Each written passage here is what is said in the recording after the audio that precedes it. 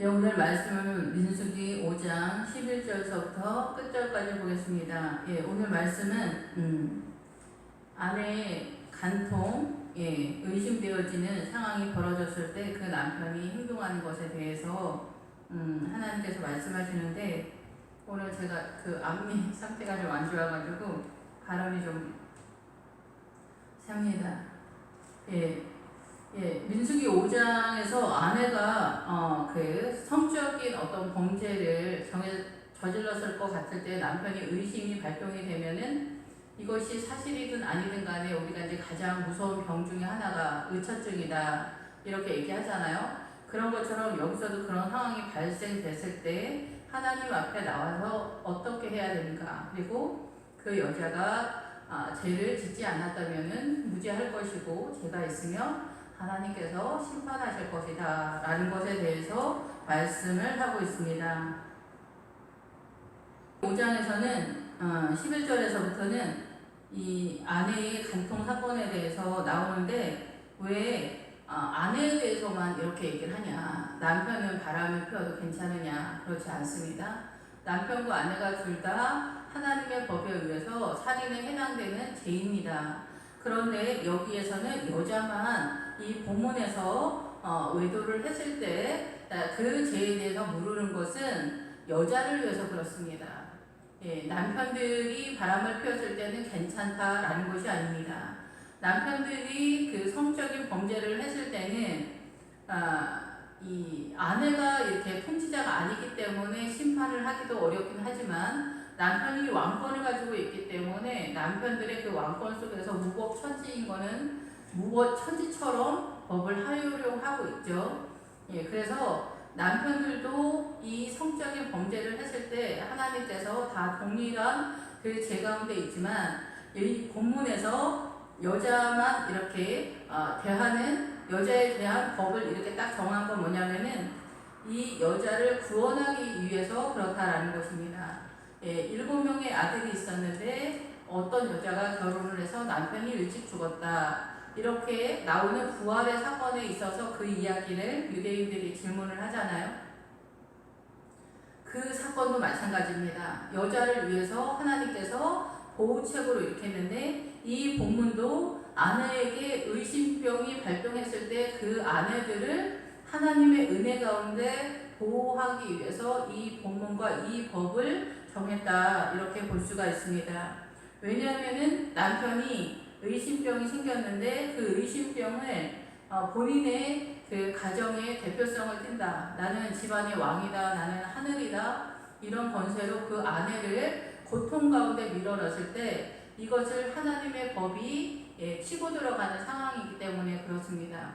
물론 아내가 범죄를 저질렀다면 이거는 당연한 벌을 받겠지만, 전혀 그렇지 않은 경우에도 우리가 이제 옛날부터 의처증 그런 남편들이 꽤 있잖아요. 그래서 그거에 따른 많은 이야기들이 있는데, 오늘도 이 어떤 여자가 탈선을 해서 빗나가서 남편을 배신하게 되었을 때, 그리고 어떤 남자와 동침을 하였지만은 그 남편의 눈에 숨겨져서 드러나지 않아서 이 여자의 더러운 일에 증인도 없고 잡히지가 않았다, 이런 상황인 거죠. 그래서 그 남편이 의심이 생겼다 이렇게 얘기할 때, 이 의심은 이 뒤에 나오는 아내를 의심하였는데 하고 다른 단어입니다. 다른 단어인데 그게 뭐냐면은, 이 앞에서는 의심에 해당되는 단어가 시기질투의 그 단어와 이 의심에 해당되어지는 단어는 르하으라고 하는 영에 대한 그 단어를 사용하고 있습니다. 그래서 우리가 의처증이다 라고 말하는 것처럼 의심을 하는 영에 사로잡혔다, 이렇게 볼 수가 있는 거죠. 그럼 여기에 있는 이 영은 하나님의 거룩한 영이 아니라 사단에게 속한 영이라고도 볼 수가 있는 거예요. 그래서 지금 상태는 굉장히 위험한 상태인 거죠. 아내가 외도를 한 것 같다, 어떤 남자랑 외도를 하는 것 같다 라고 의심하게 되었는데 이것에 대한 사실 여부를 전혀 모르는 거예요. 그리고 자기 아내가 이제 다른 사람이랑 엄청 친하게 막 얘기를 하고 있는데 수상하다 느끼면서부터 그 순간부터 이 의심병이 되는 거죠. 그 어둠의 영이 나를 사로잡힐 수가 있죠. 근데 옛날에 되게 유명하신 분이 자기 남편이 바람을 피우는 거를 어디서 알았냐면은 자기 남편이 전화를 하고 있더라는 거예요. 아주 옛날이니까 공중전화 박스에서 전화를 하는데 그 남편이 그 공중전화 박스에서 전화를 하는데 그렇게 행복하게 전화를 하고 있더라는 거예요. 그래서 거기서 자기가 깨달은 게 뭐냐면 우리 남편이 다른 여자를 좋아하는 거구나, 좋아하고 있구나. 저 얼굴 표정은 사랑을 하는 사람들의 얼굴에서만 나타날 수 있는 그 웃음과 행복한 미소가 거기 있더라는 거예요. 그래서 지금 나를 보고 있지 않으니까, 아내인 나를 보고 있지 않으니까 분명 저 웃음과 저 행복한 그 미소는 다른 여자를 보고 있는 것 같다. 이렇게 말씀하시는 거를 제가 책에서 보았거든요. 근데 이 남편도 그것이 사실이든 아니든 그럴 수 있고, 또 근데 그 책에서는 실하지만은 남편이 분명 그 다른 젊은 아가씨를 좋아했죠. 그래서 이제 문제가 있는 상황이었는데 여기서도 마찬가지예요. 그런데 그렇지 않은데도 남편이 의심하는 경우가 있어요. 여기서 나온 것처럼 느아흐라는 영이 나타나기 때문에 그런 거죠. 그래서 아내를 의심하였는데 그의 아내가 더럽혀졌거나 그 남편이 의심이 생겨서 그 아내를 의심하였거나 그 아내가 더럽혀지지 아니하였거나 여러 가지 상황 속에서도 이 상태는 하나님 앞에 나와서 해결을 해라. 만약에 하나님 앞에서 해결하지 않는다면은 이 아내를 의심하고 있는 이 남편은 그 아내의 모든 행동에 있어서 태클을 걸면서 이 아내를 고통 가운데 밀어 넣을 수밖에 없는 상황이기 때문에 그렇다라는 거죠. 그런데 이러한 사건들이 아예 하나님 앞에 심판을 받아서 결과가 나왔다면은 이 아내도 그 남편에 대해서 충분한 항목이 있겠죠. 남편이 어떻게 하더라도 이 상황에서는 이혼을 할지 계속 어떻게 할지는 잘 모르겠지만은 어쨌든 이 아내가 죄를 지었다면은 부끄러움을 감당하는 상태가 된다 이렇게 선언을 하는 거죠. 그의 아내를 데리고 제사장에게로 가서 그를 위하여 보리가루 10분의 1 에바를 헌물로 드리되 그것에 기름도 붓지 말고 유향도 주지 마라. 이는 의심의 소재요 죄악을 기억나게 하는 기억의 소재다 이렇게 말씀하고 있습니다. 우리가 제물을 하나님 앞에 드릴 때에는 이 제물을 위하여서 하나님 앞에 가까이 가기를 원합니다 라는 그런 내용들을 갖고 있는데 이거는 그 죄를 기억나게 하는 그런 소재의 그 헌물이기 때문에 여기에다 기름도 유향도 두지 말라라고 이야기하는 것입니다. 그래서 기름은 성령님께서 이 예물 가운데 함께 할 수 없다. 그리고 유향은 그 기도의 세력이면서 하나님께 나아가는 세력인데 이 유향이 희귀하다라는 기본 어구를 갖고 있어요. 그래서 우리가 기도할 때 우리가 거룩해지고 깨끗해지고 회개의 상태로 나간다라고 볼 수가 있겠죠. 우리가 기도의 자리에 앉게 되면은 주님 일단 자기 자신을 보게 되잖아요. 그러면서 주님께 회개를 하고 나아가기 때문에 그런 상황이 선언이 된다라고 볼 수가 있죠. 그래서 이 유향의 기본 어근에는 그 야곱의 외삼촌 나반의 이름과 동일한 뜻으로 나아갑니다. 그래서 나반도 희다, 하얗게 되다, 벽돌을 쌓다 이런 뜻이에요. 그래서 그 외삼촌 나반도 하나님의 나라의 아들로서 나름 믿음 있는 아들이다 이렇게 볼 수가 있겠죠. 여기서도 하나님 앞에 서는 거는 크리스찬들에 대한 이야기겠죠. 당연히 하나님 앞에서 그것에 대한 판단을 받아라 이렇게 볼 수가 있습니다. 그런데 그 재물을 보리가루를 가지고 갑니다. 보리는 거친 여기에서 나오는 이 보리가루는 아주 거친 가루예요. 그냥 근데 옛날에는 좀 거칠었었죠. 그런 모든 기계가 발달되지 않았기 때문에. 그런데 이제 지금은 엄청 곱게 이제 가루를 갈긴 하는데 여기서 이제 보리가 거칠다라는 뜻이 있지만 이 보리의 기본 어근에 들어가면은 폭풍우나 두려움이나 떨다 이런 뜻이 있어요. 그래서 이 보리가루가 말하는 것은 우리가 요단강을 건너기 전에 그 요단강 건너기 전 상태에서 요단강을 건널 때 그때는 홍수 때다 이렇게 말하는데 거기 뭐라고 말씀하시냐면은 보리를 추수할 때다 이렇게 표현을 하고 있어요. 그래서 이 보리 추수라고 하는 것은 밀보다는 좀 더 거친 세력. 그래서 이 보리가 아직은 성숙한 단계가 아니라 이렇게 어지러운 폭풍처럼 두려운 중에 하나님의 나라를 건너는, 그런데 보리가 추수하는 상황이니까 내가 거칠고 투박하다 할지라도 요단강을 건너기 전 상태에서는 하나님의 나라에 대한 이해도가 우리가 이렇게 완벽하지 못하고 거칠고 투박하고, 사실상 요단강을 건너서 여리고성에 들어가야 하나님께서 의도하신 신앙가를 새로 정립하는데, 이 요단강을 건너기 전에는 우리 스타일의 신앙가 속에서 신앙생활을 하면서 오는 과정이다 보니까 우리의 믿음의 이 보리가 소재의 내용이잖아요. 말씀의 내용이다 이게요. 그래서 우리가 하나님의 나라를 이해하는 그 내용이 이렇게 거칠고 투박하다라는 거죠. 그래서 이 보리와 밀의 차이가 있는 거고, 그리고 우리가 하나님의 말씀을 이 그 떡상, 진설병도 떡으로 표현을 해요. 제1성소에서. 그런데 법궤 안에 들어갔을 때, 가나안에 들어갔을 때는 거기에서 얻은 밀과 보리를 볶아서 먹는다 이렇게 표현을 하고 있어요. 그래서 가나안에 들어갔을 때는 이 그 소지의 물로서의 영의 양식이 아니라 훨씬 더 고급하다고 하기보다는 훨씬 더 어려운 상태에서의 그 영의 양식을 먹는 그런 상태다 이렇게 표현을 하는 거죠.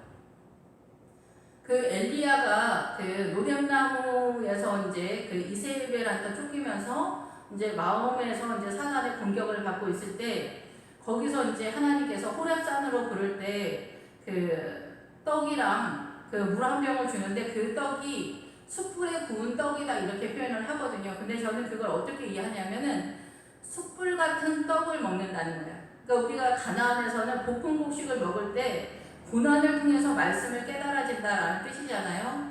근데 엘리야는 거기서 그 영의 양식, 하나님의 뜻을 알고 아버지를 경험하는 그 세계의 난이도가, 거기에서는 숯불에 자기 몸을 태우는 것 같은 상황 속에서 이 영의 양식을 먹고 있는 상태다라고 이렇게 볼 수가 있겠다라고 생각이 듭니다. 믿음이 있으신 분들은 아마 이해가 될 거라고 생각이 돼요. 본인들도 다 고난 중에 하나님의 말씀을 깨달아서 나아가고 있기 때문에 하나님의 말씀을 깨닫는 그 환경은 항상 이렇게 그 숯불에 구운 빵과 같을 정도까지의 수준은 아닐지라도, 그 노뎀나무에 있을 때는 엘리야는 이미 부엘세바의 수준의 믿음에 올라간 상태예요. 예, 그런데 우리가 그 전에 가나안에서는 볶음국식 수준의 고난인데, 이 그 요단강을 건너기 전에는 이 보리 거칠고 투박한 두려움과 떨림과 이런 하나님에 대한 신뢰도도 부족하고 내 나름대로의 체성과 헝클어진 머리 같은 상태에서 하나님 앞에 나아간다라는 그런 뜻입니다. 예, 그래서 여기에서는 하나님의 거룩한 세력인 성령의 세력과 유향의 세력으로 함께 갈 수 없다 이렇게 표현을 하고 있는 것입니다. 제사장은 그 열의를 가까이 오게 하여 여호와 앞에 세우고 토기에 거룩한 물을 담고 성막 바닥에 티끌을 채워 물에 넣고, 여기에서는 이제 성막 바닥이라고 했는데 이거는 미시칸이라는 단어를 쓰기 때문에 이 회막이라고 할 때에 그 회막이 정해진 장소에 그 오헬의 성막이기 때문에 그 회막을 쓸 때가 아마도 그 우리가 생각하는 성막의 상태고, 여기에서의 성막은 그 이 여인이 사는, 이 남편과 이 여인이 사는 장소일 수도 있겠다라고 생각이 듭니다. 정확하게 말하기는 어려운데, 그래서 이 여인의 삶의 자리가 모든 크리스찬들은 성막이다, 미시칸이다, 오헬이다 막 이렇게 나가거든요. 예, 그래서 회막이다 여러 종류를 쓰는데 우리는 다 이제 보통 성막이라고 많이 해석을 해놨어요.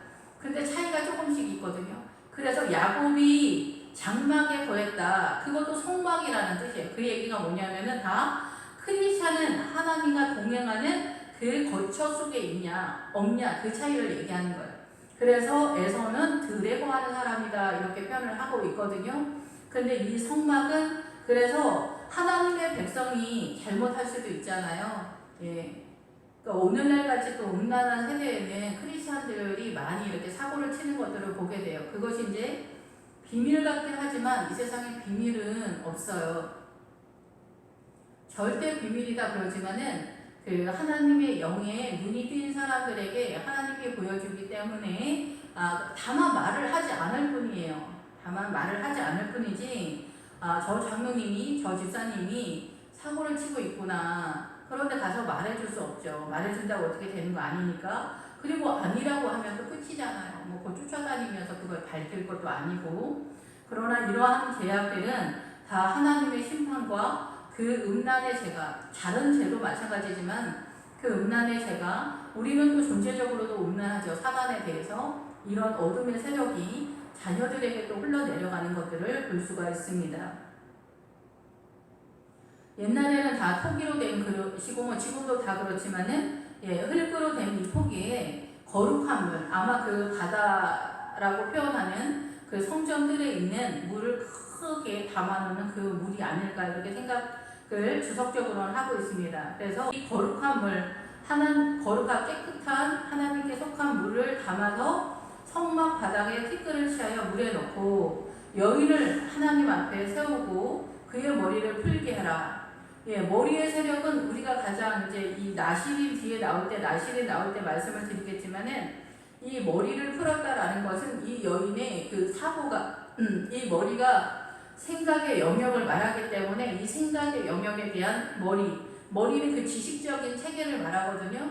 그래서 너의 사고 속에 있는 그 너의 그 생각을 지금 이렇게 토해내라, 말해라 이렇게 볼 수가 있죠.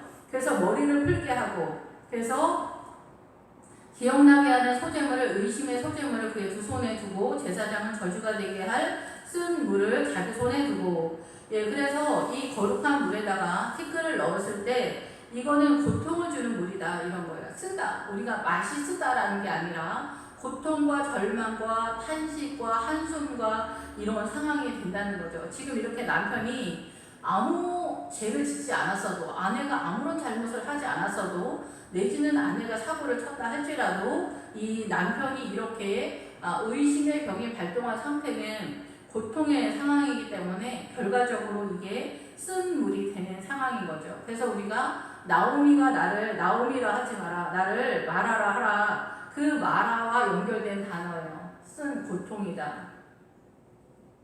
그래서 여인에게 맹세하여 그에게 이르기를 내가 내 남편을 두고 탈선하여 다른 남자와 동침하여 더럽힌 일이 없으면 저주가 되게 하는 이 쓴 물에 해독을 면하리라.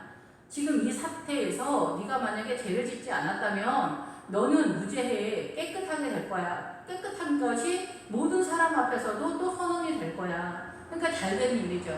이 아내는 계속 의심하고 남편이 의심병이 고져서 의처증 환자처럼 행동을 하면은 매달 집이 난리잖아요.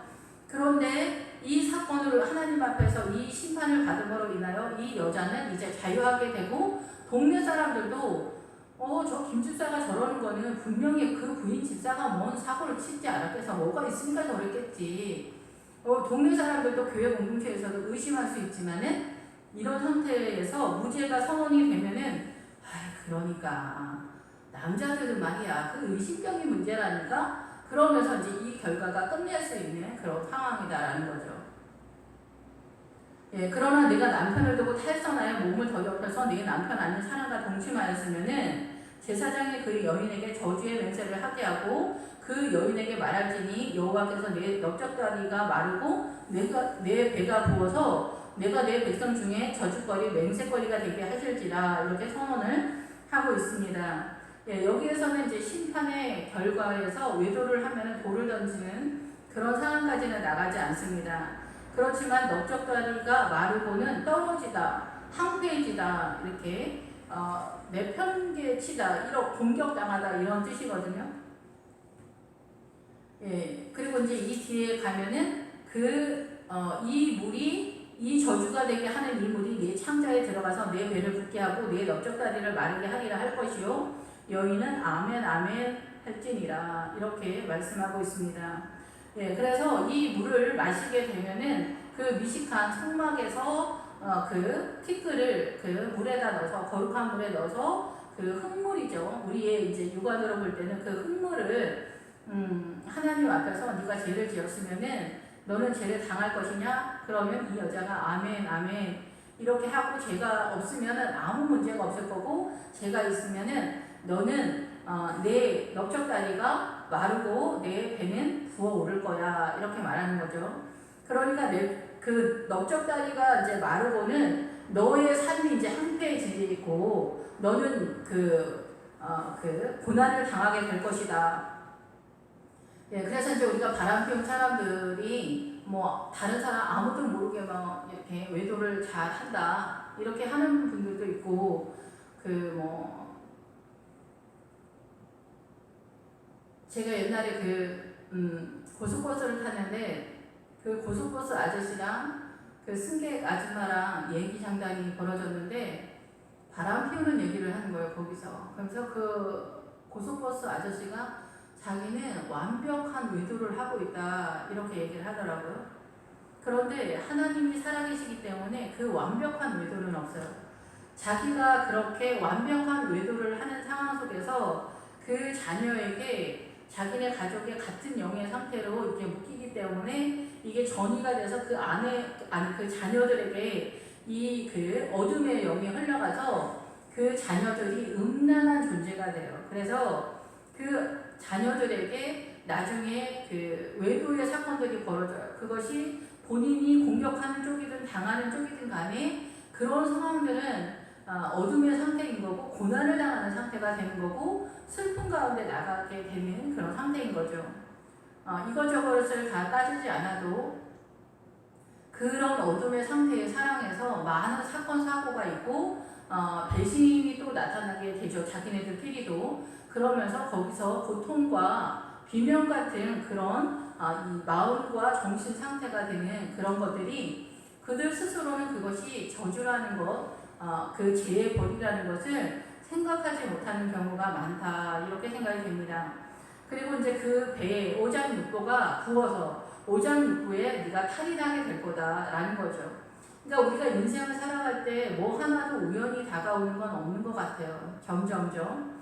그래서 모든 것들이 다 합력해서 내 삶 가운데 어떤 것들이 나타나는 것이기 때문에 우리가 뿌린 대로 거둔다라고 하는 것이 이 교회 공동체에서 말씀을 뿌리러 나갈 때 울며 이 씨를 뿌리러 나갈 때 기쁨으로 거둬 드리는 것처럼 내가 음란을 뿌렸으면 음란을 거둬 드리는 거예요. 음란에 준한 고통을 거둬 드리는 거죠.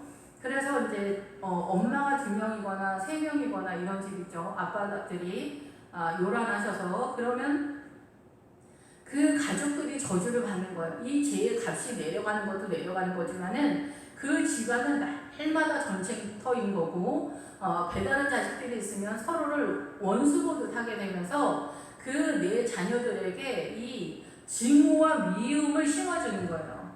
그래서 이 집안에는 어둠이 가득해지는 거예요. 근데 아버지들이 이것이 저주라는 생각을 못 하는 거예요. 자기가 좋은 대로 사는 거죠. 근데 이제 아버지들은 바람 피우는 거를 자랑스럽게 얘기를 하죠. 나 이런 남자야. 나 능력 있는 남자야. 이렇게 하죠. 예수 믿지 않는 사람들은 더 그러지만 예수 믿는 사람들은 숨기면서 이제 죄를 짓는 경우가 덜어 있는 것 같고 여자들도 마찬가지예요. 여자들은 근데 이거를 숨기면서 죄를 짓죠. 아무도 모를 거라고 생각을 하지만은 이렇게 하나님 앞에서 심판을 받는 일이 지금은 나타나진 않지만 이 본문의 말씀이 말씀하시는 것은 그거라고 생각이 됩니다. 너희들의 이 옳지 못한 행동들이 결국은 너희들의 배가 썩게 될 거다라는 거죠. 그래서 암에 걸리거나 어떠한 상태가 나타나게 될 거고 그리고 너희의 다리가 이 넓적다리는 어때요? 우리가 힘을 쓰는 거잖아요. 그러니까 너희의 삶이 황폐해지면서 너는 고난을 당하게 될 거다. 어떠한 모양이든 네가 뿌린 대로. 그래서 뭐 내 자식이 어떻게 해서 환난을 당하거나 강간을 당하거나 뭐 이런 것들이 어느 날 내가 아무 죄도 없는데 막 들이닥칠까요? 그렇지 않다라고 생각돼요. 그 엄마 아버지의 삶이 어떠했느냐가 중요한 거죠. 물론 이것이 100%라고 보기는 어려워요. 그런데 그 아버지의 젊었을 때의 삶이 그 엄마의 젊었을 때의 삶이 어떠했느냐에 따라서 그 자녀들에게 그런 사건들과 연결될 수가 있다라는 거죠. 그래서 젊었을 때 청년 때 우리가 뭐 이렇게 무슨 공주인가 뭔가 그 있었던 것 같은데 그 영화에서도 보면은 그 젊었을 때 그 중학교 애들을 중학생 여자애들을 강간했던 그런 남자애들 있잖아요. 고등학생 애들 그런 것들이 법적으로는 빠져나갈 수 있어요. 아 남자애들이 뭐 젊어서 그럴 수도 있지. 젊어서 절대 그럴 수 있는 거 아니에요. 좋아서 둘이 좋아서 사고 칠 수 있는 거는 그럴 수 있다고 쳐요. 그렇지만은 한 명의 여학생을 여러 명의 남자들이 그렇게 공격했다는 거는 그거는 그 훨씬 더 사악하고 사단한테 붙들려 있는 것 같은 상태에 강도와 살인 사건에 준하는 사건이거든요. 이러한 죄를 졌는데 법정적으로 내가 피해갔다고 해서 그 죄가 사라지나요? 절대 사라지지 않아요. 결혼해서 그런 짓을 한 그 남자의 그 자녀들에게 이러한 사건들이 발발할 수밖에 없다라고 저는 생각을 해요. 그 죄에 대해서 반드시 회개를 해야 돼요. 다윗도 밧세바 사건을 통해서 어떻게 됐나요? 압살롬이 자기를 공격하고 자기 첩들이 10명이 그것도 아들에게 그 궁궐 옥상에서 강간을 당하는 사건이 벌어지게 되는 거예요. 이런 것들이 그냥 막 나타나는 게 아니다라는 거죠. 죄는 다 연결이 돼서 죄는 그 사람이 죽을 때까지 끝까지 추적해 들어가요. 오직 예수 그리스도의 십자가로 철저하게 회개하기 전까지 그 죄가 그 사람의 인생 끝날까지 추격해 들어간다는 거예요. 어떤 못된 자식이 내 딸을, 어떤 못된 자식이 우리 아들에게 절대 그런 게 아니에요. 아버지 앞에 와서 내가 뭘 잘못했는지 그리고 그 아들과 그 딸을 어떻게 하나님 앞에 세워가야 되는지 봐야 된다는 거죠. 이러한 사건들을 우리가 그냥 법망만 빠져가면 다 된다라고 생각하지만 절대 그렇지 않다라는 거죠. 그리고 이 엄마도 죄를 지었다면 그 딸이나 아들한테 그런 음란한 상태가 나타나게 될 것이기 때문에 아버지도 물론 당연히 그렇지만은 그렇게 되면은 그 집안은 계속해서 어둠의 상태고 믿음의 가정으로 세워가기가 거의 불가능한 상태예요. 이 죄를 해결하기 전까지 십자가 앞에서 회개하고 탄식하고 죄 문제를 해결하기 전까지 이 죄가 살아서 우리 집안에서 마귀가 역사한다 얘기해요. 음란함으로 계속.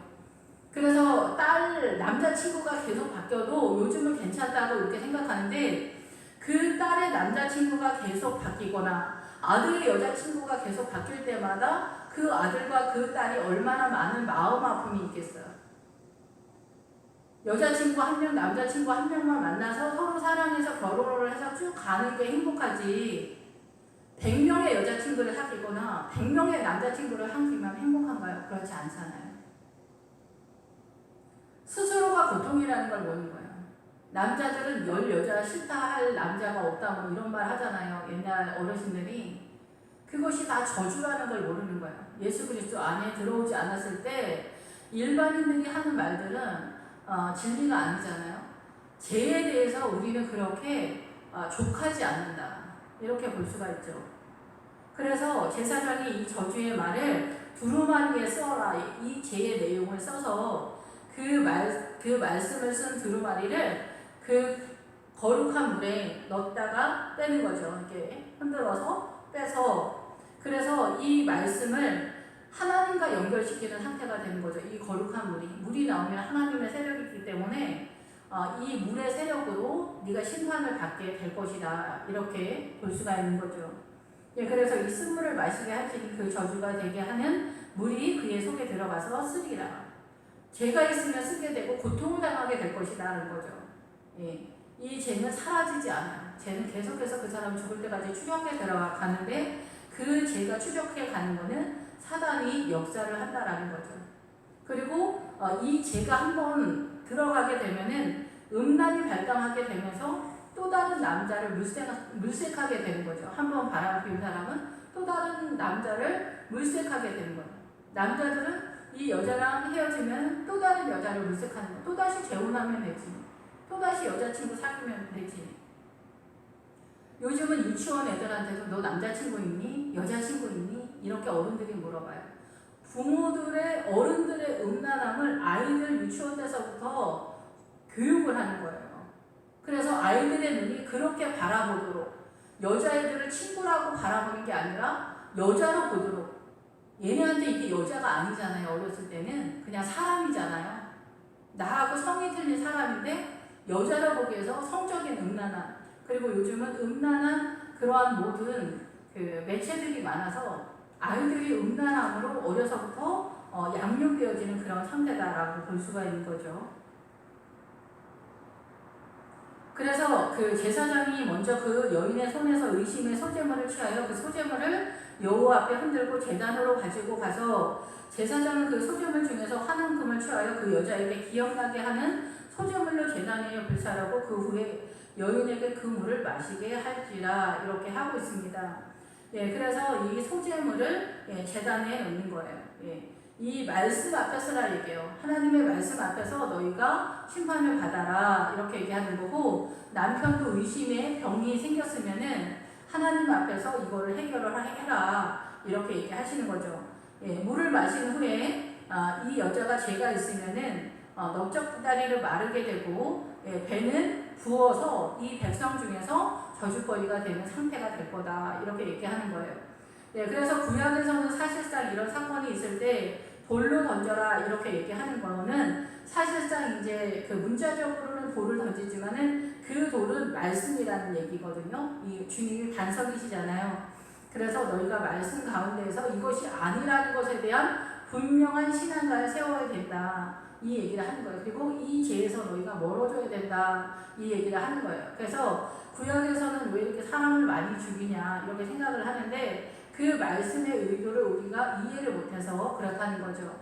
이렇게 문자적으로만 보면은 죄를 지은 여자를 돌로 던져서 죽인다는 걸로 끝을 냈고, 너희들은 죄를 짓지 마, 이러면 이 두려움 속에서 그렇게 되는 거잖아요. 근데 실상은 이거는 하나님의 말씀 속에서 너희가 죄악 가운데 있으면은 이렇게 사단으로 연결되어서 사망의 상태로 나아간다는 것에 대한 선언이기 때문에 이것이 기쁘고 감사한 하나님의 은혜의 말씀이다라고 생각되어서 우리가 자유적으로 나아가는 그런 상태가 되어야 된다라는 것입니다. 28절에 그러나 여인이 더럽힌 일이 없고 정결하면 해를 받지 않고 임신하게 될 거다. 예, 그래서 이 사건의 이 심판이 끝나면 아무리 일이 없게 되고 임신하게 될 거다. 즉각적으로 나타난 어떤 사건들이 나타날 수도 있겠지만은 여기서 이 말씀으로 볼 때는 하나님의 은혜가 흘러가고 그 여인의 그 죄가 있다 할지라도 그것이 나중에 그런 고난이 따를 것이다, 이렇게 볼 수가 있겠죠.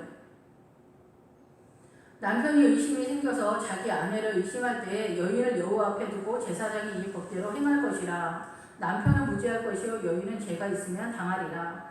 예, 의심하고 이제 의절증 증세를 보면은 꼭 무죄하다라고만 보기는 어렵고, 또 여자들 중에서 또 남자들이랑 그렇게 잘 어울리는 여자들도 있어요.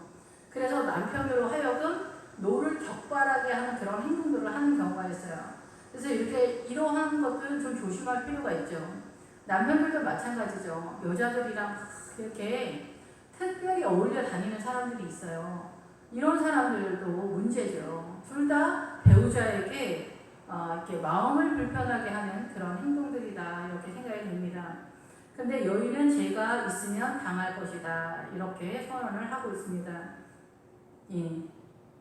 그래서 이 말씀은 이 남자 때문에 하는 것이 아니라 여자가 남편한테 이 의심병 때문에, 의처증 때문에 고난을 당할 때 하나님 앞에서 심판을 받으면서 모든 것들이 해결이 되도록 하는 하나님의 말씀이다, 이렇게 볼 수가 있습니다.